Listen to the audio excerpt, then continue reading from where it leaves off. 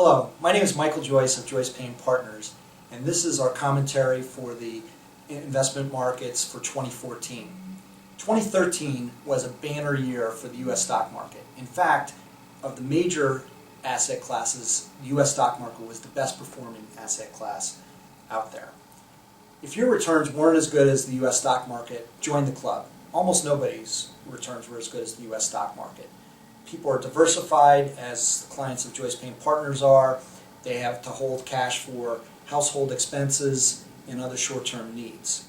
But for your long-term goals and objectives, we believe that it's best to have a diversified portfolio to meet your goals and objectives over the long term. It's rare that any major asset class is the best performing asset class 2 years in a row. So even though the U.S. stock market may enjoy another up year during 2014, don't count on the returns that were experienced during 2013. The returns in 2013 were indeed fabulous, and corporate earnings were a good reason why they continued to move up.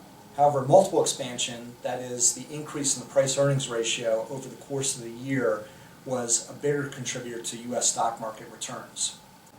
Can the U.S. stock market keep its upward trajectory?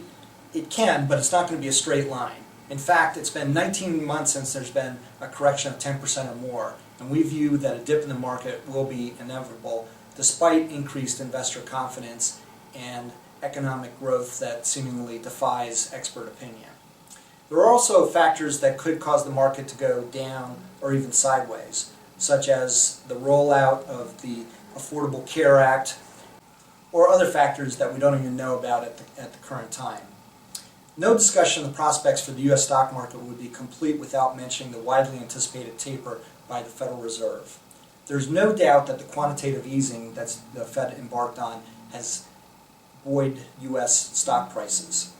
However, if interest rates rise gradually rather than a sharp rise, it may not have a significant impact on the U.S. stock market.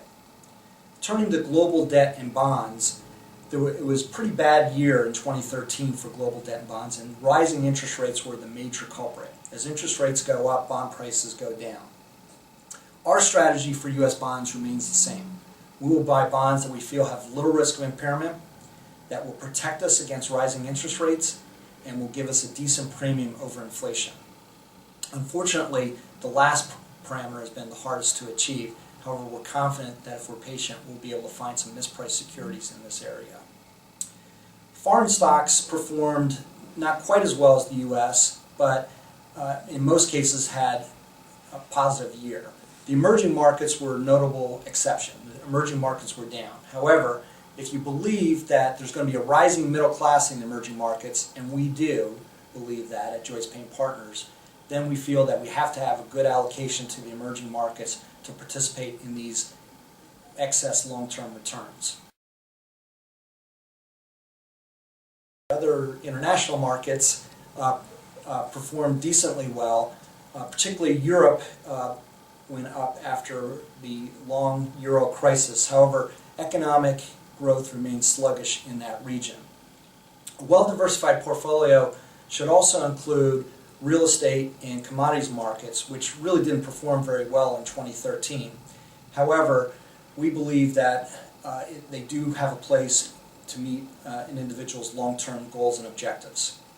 This is just a brief overview of our market commentary. For a more full commentary, please visit our website at www.joycepaynepartners.com.